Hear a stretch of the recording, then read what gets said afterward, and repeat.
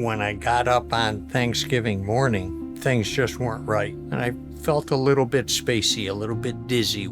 I just felt weak on my entire left side.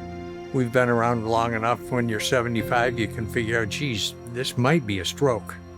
Hi, Dr. Perry. Hello, hello. So good to see you. When these symptoms come on, you don't know how large your stroke is. In that situation, it really could be dire that you get help as fast as possible.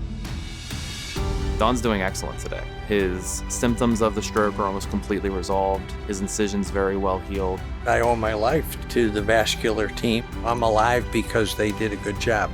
Healthcare providers from all different walks get together and provide the best care for our patients here. We are more than grateful for all the care we both have received from Penn State. Steer yourself toward Penn State Health. I don't care who your doctor is, go there.